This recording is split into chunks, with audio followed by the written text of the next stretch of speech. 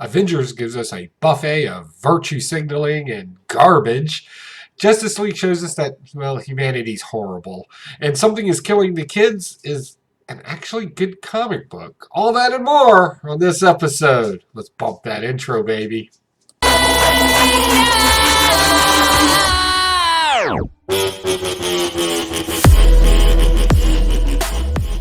Hey, what's going on, everybody out there in the lovely land of the internet? I'm Pocan Joe. This is my comic book review and haul for this week's comic books.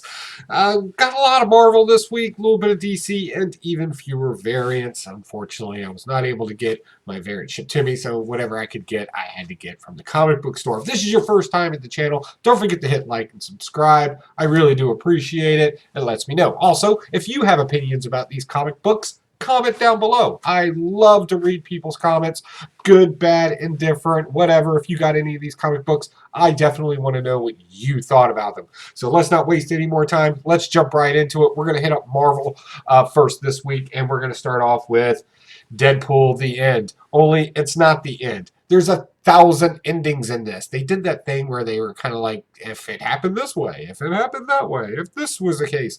And they did it over and over again. And at some point, really, do we really need that many endings for one comic book?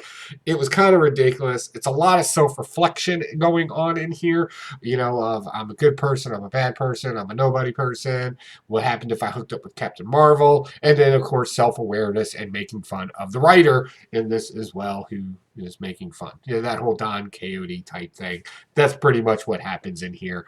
All in all, that's all I got for that one. It was just at best.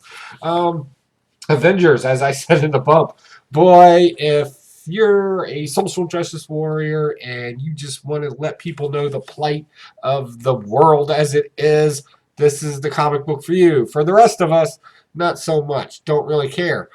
In this, we found out immigrant workers happen in space and slave labor happens. We already kind of knew that stuff happened on Earth. What is he? Starband, remember that character, that irrelevant character way back in the day that you can still find in a quarter bin? Well, apparently now it's a baby girl because the mom died. They tried to do this whole religious moment where they tried to make the Heralds of Galactus impart a gift onto this child, and it's like time, hope, and life. Yeah. Thanks, you bunch of cheapskates. Really, you zoom around the entire galaxy and you couldn't find some myrrh? Some gold, some incense. Like, really? Come on, man. Also, in this, we get this kind of, I don't know, just constant nagging from Black Widow in this. I understand the plight of women because, you know, everything's hard for us. We got that in here, too. Look, if that's your thing, that's your thing. I get it. Doesn't belong in this comic book is the point of this show. And no, it didn't. The writing, it just made it seem like, oh. Like, really? That's where we're going with this? Also, I'm finding it very hard to believe that Starband, which, if we look back in continuity of this comic book, we go back 1 million BC, they went with the whole Starband was a gay guy. It's like Adam and Steve in the Garden of Eden. That's literally what happened in it. They were in the Garden of Eden. Now he's this big hulking monster. Now it's this cute little baby that the Avengers are going to be taking care of. Maybe it's a 3 men and a baby scenario going on here. At least that would be funny. Moving on. Doctor Strange proved to be interesting. As cheesy as Wrecker is, this was okay. And then Thunder was in here as well. The guy has the ball and swings that around. They've been magically induced. Somebody's going around and collecting magic artifacts and making them stronger. And these people got a problem with Doctor Strange already. So that ensues a battle. We also get Dr. Druid. He's back and nobody knows why. And that's kind of weird, seeing as he used to be an Avenger, and then he turned into a bad guy, and then he supposedly died. Now he's back, but Doctor Strange doesn't want to pry? I don't know. I'm calling weirdness on that one. Whatever. Just keep giving me good superhero stories, and we'll keep reading them. Moving on. The Immortal Hulk, Titan's back. That's this guy right here. All right, so he's like from the Golden Age and Silver Age. He made some appearances. Now he comes back in this, and he's playing as a false prophet, god type thing. Immortal Hulk is battling all these various monsters inside of a monster. So just the parasites inside of them, it gets complicated. Don't overthink it.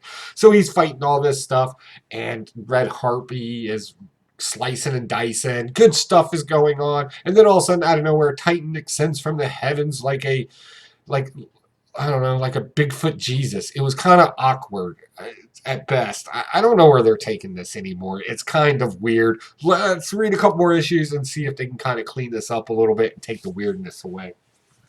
Weapons Plus came out. So, yeah, we got another Swamp Thing. They're calling this guy Manslaughter. His name's Jackson something or other. It doesn't matter. It's a cross between Man-Thing and Swamp Thing. That's it. Kills his brother in this one, who studied fungal stuff, so he's probably not really dead. I don't know. This scene does not happen in the comic book at all. And, of course, the government's controlling him with the promise of an antidote, which they don't have. So he kills the guy and he runs off into the woods. He's going to be part of the Green. I mean, not the Green. That's owned by somebody else. The Florida. No, that's another character. He's going to go hang out in the woods. Moving on. We got some X-Men action. This was pretty good. I enjoyed this. If you're on the new X-Men run, I hope you're enjoying it too. Definitely comment down below and let me know. A lot of stuff happening in this one. So, and we have to kind of go back into X-Men history a little bit. So let's not overthink this. There's a vault, and time works differently in this vault. It's much faster in this vault. So we select 3 heroes to go in there because somebody the X-Men need to get a hold of ran in there. That kind of brings us up to speed so far. So what ends up happening at the end, I don't know. There was a funny banter in here where X-23 tries to claim that she's Wolverine, with Wolverine standing right there. That happened. So, yeah. I don't know where this is going. It's kind of stalemating right now. So I'm going to call this the in-between issue, the issue we got to get through to get to the good stuff. I didn't think it was bad, but was it necessary? It seemed like a lot of exposition in this, trying to explain a bunch of things that were just happened so long ago, it doesn't even matter. You can just pretty much say whatever you want.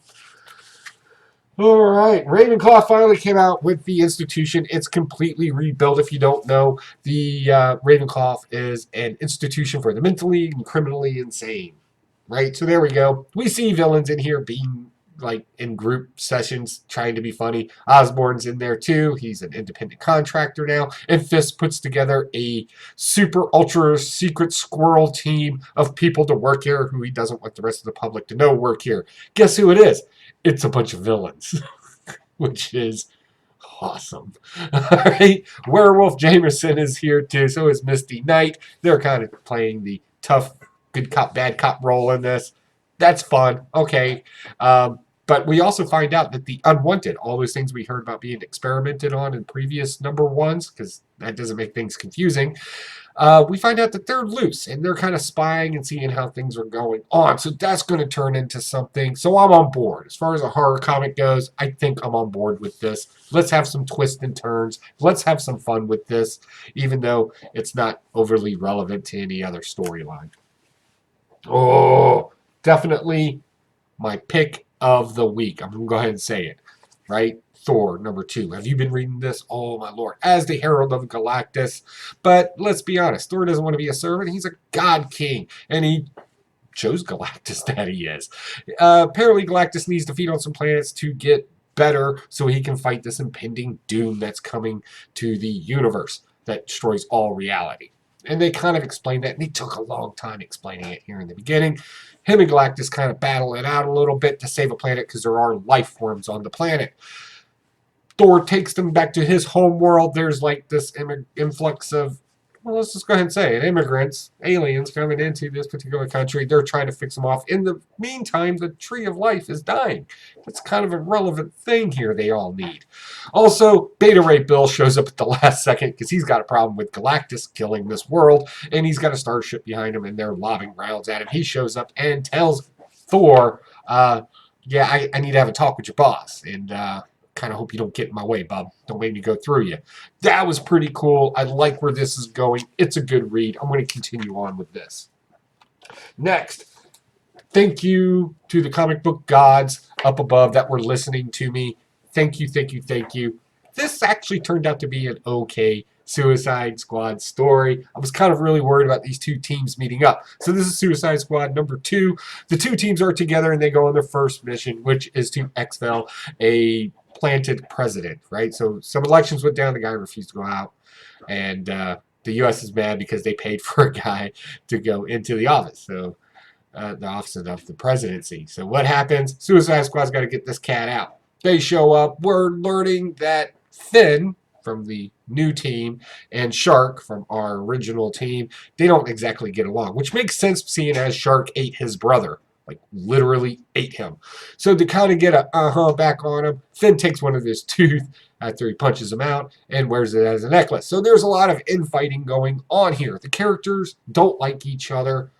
They don't like their situation, but something's got to break at some point, which keeps this thing going with action and intensity. And I like that in my comic book. Good job. And that was actually DC. It was in the wrong pile.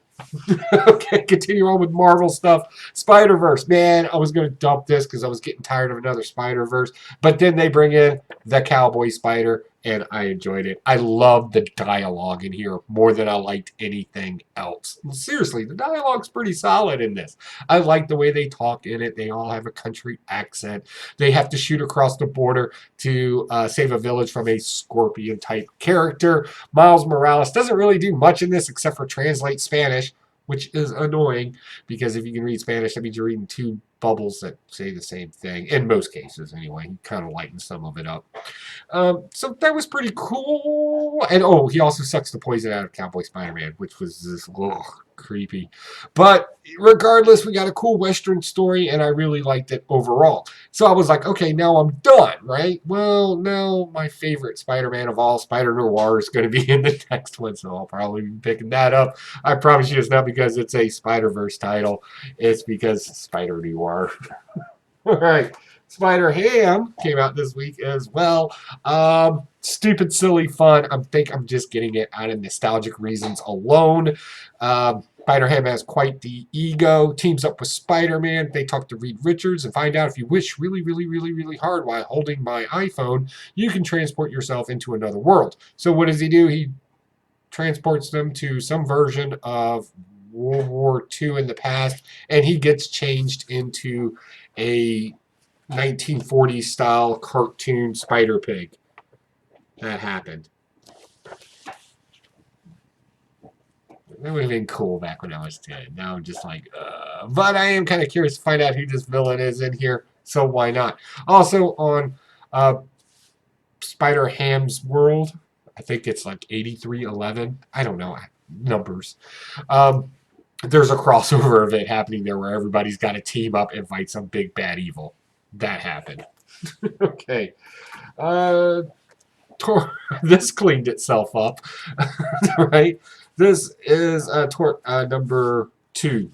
So what happened in this? All the superheroes are being controlled by Diablo here with his magical Toro cards. Of course, they defeat him, whatever, because Bruce Banner and Hulk are really two different people, so you can't control both of them if you only think Hulk is the one that you have a card for. So that kind of happened in here, and then we also find out that the madder Hulk gets, meaning the more he fights, the stronger he gets, so he's able to break free, and of course, Vision can't be manipulated this way, right? Because he has no soul, no conscience, no mind of his own. He's an android. So that kind of happened in here. All in all, and then everybody remembers the one thing that happened in issue 1 that everybody forgot. Where Captain America turned into the Hulk. So why did that happen? Kang shows up and gives some cryptic BS that doesn't make any sense. Is it the same cryptic BS he's been talking about in Doctor Doom series? Still remains to be seen. It seems like it is to me. I don't know. What do you think? Comment down below if you read them both. So moving on to DC, we already talked about Suicide Squad number 2, so we'll just throw that off to the side. And let's get into Action Comics. So we know Leviathan and Lex Luthor have teamed up, and the Red Cloud is kind of playing in the background. This is all their initial meetings. We found that out, and then we get an explanation of how and why they met. Who cares? You want to talk about an in-between issue? You want to talk about something that didn't need to happen? You want to talk about something that's in between the panels? this entire issue. I was like, oh Lord, it's all dialogue, no action, no really anything. I'm really not digging this style of writing. This is personal preference to me. Again, feel free to disagree in the comments down below, but just constant forward and backward, just to explain minute details that don't really matter. Nah, you could explain it in a few lines of dialogue and it would have been done. All right, Justice League. This is what I was talking about when I said Justice League shows us humanity's kind of horrible. So remember the whole concept of this whole Doom War is people believing in good or bad, right? So in this, Perpetua sets up this entire elaborate scheme to really beat the superheroes. Like, it's one thing to beat them physically, right? But to beat them emotionally, she does that in this when she kind of lets Manhunter kind of connect to everybody in the world and kind of give this great heroic speech. And then we find out at the end that humanity's like, nah, nah, I kind of just want to be me and do my own thing. And the superheroes get blasted off into the moon someplace. Why did they get blasted off? Well, the Quintessence, which is omniscient beings like, what is it? The Perfect Strange, or no, not Phantom Stranger, and various superheroes of the mystic type there. I don't know all of them, but a lot of them seemed familiar to me, so I don't want to guess on it. Get the issue. They all kind of come together and say, hey, we saved you at the last minute. But there is one point in time where all this stuff really, really kind of fell apart for you. And there's the door. They literally put a door there. I don't know. Go through it and fight that battle first. And I'm like, well, the people have spoken. Why is this an issue? If the people want to live on this earth where Apex and Perpetua is going to transform everybody, and the strong will survive, and everybody on Earth, or at least the majority of everybody on Earth. But you think about how many people that is. They're all like, yeah, I'm cool with that. And the superheroes are going to push their thumb down on society and make what they want to happen. Maybe I'm reading too much into this. Let me know what you think. Moving on. Justice League Dark. Man, I like this. All right, so this is kind of complicated because you're dealing with magic. Well, there's this interview that's going on in between the action scenes in this, so they kind of play back and forth in this a little bit, where Man-Bat and Wonder Woman are kind of giving an interview. So while the actioning's happening and we're kind of understanding how magic works in this particular comic book series, we find out that sometimes the good and the bad, there really is no difference. I'm always saying, you're not good, you're not bad, you're just a human being, right? You have little bits of all of you in it. This really explained it. And the funny thing is, the entire monologue in here from Wonder Woman about what magic is, you could legitimately take the word magic out of it, put humanity in it, and it would make just as much sense. I thought that was interesting. Maybe you like that kind of stuff in your comic books, to kind of play with things like that. Definitely check this out if that's your flavor. I think you would like this issue. And there's some pretty good action scenes in here, too. And, I forgot, we get a new Dr. Fate in here. Yes, first appearance of this new Dr. Fate. Is that a big deal? Not really. It's changed a few times. But I like this with it being a kid getting way overpowered and having to learn and structure his entire new world around that. That's a maturity story. So I like that. Let's go forward. Let's see what that does for us. All right, moving on to my independence. Man, this is good. Something is killing the children. We find out that the stuffed animal can talk to anybody. It's not just the girl. We also find out that the monsters are invisible to older people, except for people that are like her. We find out that there are more people like her, and they all have a stuffed animal that talks to them too. And face masks, because that's what ninjas wear. Yes? I don't know. I'm sure they'll explain more, because this comic book has been very good about doing that. Like, they kind of reference something, and you're like, wait, why is that? And then the next one, you're like, oh, there's the connection piece, that eureka moment. It is awesome, and it continues on in this.